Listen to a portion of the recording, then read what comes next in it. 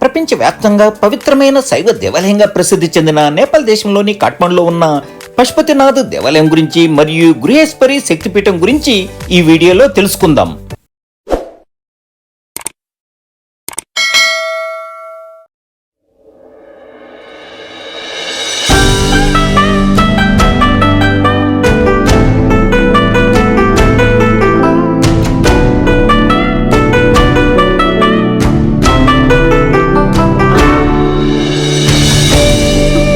నేపాల్ దేశంలో పెద్ద పెద్ద హోటల్లో భోజన ధరలు ఎక్కువగా ఉంటాయి.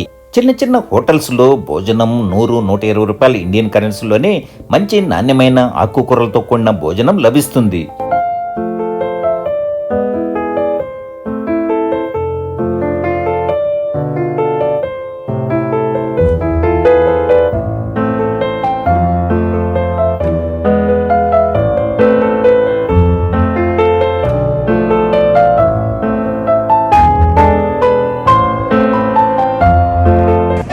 Nepal friends, Nepal brothers and sisters, नमस्ते नमस्ते। हम लोग नेपाल से हैं। नेपाल से। काठमांडू।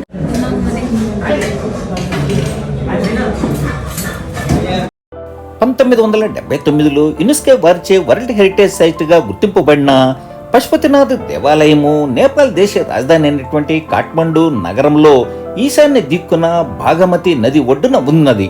కాఠ్మండులోని తామిల్ నుండి 6 కిలోమీటర్ల దూరంలో, ఎయిర్పోర్ట్ నుండి 3 కిలోమీటర్ల దూరంలో పశుపతినాథ్ దేవాలయం ఉంటుంది. ఈ దేవాలయంలోకి వెళ్ళడానికి 4 దిక్కుల ప్రవేశ ద్వారాలు ఉండడం విశేషం. పశుపతి అనగా ప్రపంచంలోని జీవరాశులకు అధిపతి అయినటువంటి మహాశివుడు అని భక్తులు భావిస్తారు. అందుకే ఈ శివాలయాన్ని సందర్శించడానికి దేశ విదేశాల నుండి వేల సంఖ్యలో భక్తులు వస్తుంటారు. ప్రధాన ఆలయ ద్వారం ఇదే. ఆలయ నిర్మాణానికి సరైన ఆధారాలు లేనప్పటికీ గోపాలరాజ వంశబలి అనే చారిత్రక పత్రిక ప్రకారం 6వ శతాబ్దంలో రాజు శివదేవుడు నిర్మించారని, 753 సంవత్సరంలో ఈ ఆలయ నిర్మాణం జరిపాడని 11వ జయదేవ పశుపతినాథ దేవాలయంలో వేయించిన శిలాశాసనం ద్వారా తెలుస్తుంది. తర్వాత కాలంలో 1416 సంవత్సరంలో రాజా జ్యోతిమల్ల ఈ దేవాలయానికి పునరుద్ధరణ పనులు జరిపించారని, 1697 సంవత్సరంలో రాజా భూపేంద్ర ఈ దేవాలయాన్ని పునర్నిర్మించారని చెబుతారు. ఇతిహాస ప్రకారం నేపాల్ మహత్యం హిమవత్ ఖండం ప్రకారం ఒకరోజు శివుడు కాశీ నుండి భాగమతి నది ఒడ్డున ఉన్న మృగస్థలి అనే ప్రదేశంలో పార్వతీ సమేతంగా వచ్చి జింక అవతారంతో నిద్రిస్తుండగా దేవతలు శివుడిని కాశీ తిరిగి తీసుకొని పోవడానికి జింకను లాగినప్పుడు జింక కొమ్ము విరిగి 4 ముక్కలుగా పడిందని, ఈ 4 ఖండాలుగా పడినదే ఇప్పుడు చతుర్ముఖ లింగంగా ఉన్నదని ఇతిహాసం చెబుతారు. దేవాలయం ప్రవేశం దాటగానే పెద్ద నంది విగ్రహం ఉంటుంది. హిందూ మతస్థులకు మాత్రమే ప్రవేశం కలిగిన ఈ దేవాలయం లోపల వివిధ దేవాలయాలు కూడా ఉంటాయి. అద్భుతమైన దేవాలయం లోపల నిర్మాణ శైలిని చూసి భక్తులు ఆశ్చర్యం చెందుతారు. 12 జ్యోతిర్లింగాల్లో ఒకటైన కేదారీనాథ్లో సగంగా ఈ దేవాలయం పరిగణించబడుతుంది. ఈ ఆలయంలో ప్రతిష్ఠించిన శివలింగం 5 ముఖాలు విభిన్నమైన లక్షణాలను కలిగి ఉంటాయి. దక్షిణ వైపున ఉన్న ముఖాన్ని అఘోర ముఖమని, పడమర వైపు ఉన్న ముఖాన్ని సద్వోజాత్ అని, తూర్పు ఉత్తరం వైపు ఉన్న ముఖాన్ని తత్పురుష అర్ధనారీశ్వరుడని, పైకి ఉండే ముఖాన్ని ఈశాన్ ముఖ అంటారు. ఇది నిరాకార నోరు. ఇది భగవాన్ పశుపతినాథుడికి సంబంధించిన ఉత్తమ ముఖంగా భావిస్తారు. ఈ శివలింగానికి పంచముఖంగా పేరు ఉన్నప్పటికీ చతుర్ముఖంగా 4 ముఖాలతో భక్తులకు దర్శనమిస్తారు. మహాశివరాత్రి, సంక్రాంతి పర్వదినాలలో ఈ దేవాలయాన్ని వేల కొలది భక్తులు సందర్శిస్తారు.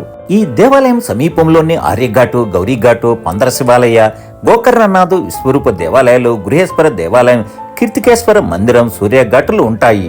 ఈ దేవాలయం వెనుకాన ఉన్నదే భాగమతి నది. ఈ భాగమతి నది ఒడ్డున ఆర్యఘాట్ అనే ప్రదేశంలో కాశీవలే శ్మశాన వాటిక ఉంటుంది. ఇక్కడ దహన సంస్కరణలు జరపడం వల్ల ముక్తి లభిస్తుందని నమ్ముతారు. అందుకే కాబోలు కొంతమంది సాధువులు, వృద్ధులు, భక్తులు చివరి గడియల్లో ఈ ప్రాంతంలో నివాసం ఉంటారు. ఈ భాగమతి నది దాటాక 70-80 మెట్లు ఎక్కిన తర్వాత మృగస్థలి ప్రాంతంగా పిలువబడే ప్రాంతం ఉంటుంది. తర్వాత 40-50 మెట్లు దాటిన తర్వాత గురుగిరికనాథ్ దేవాలయం ఉంటుంది.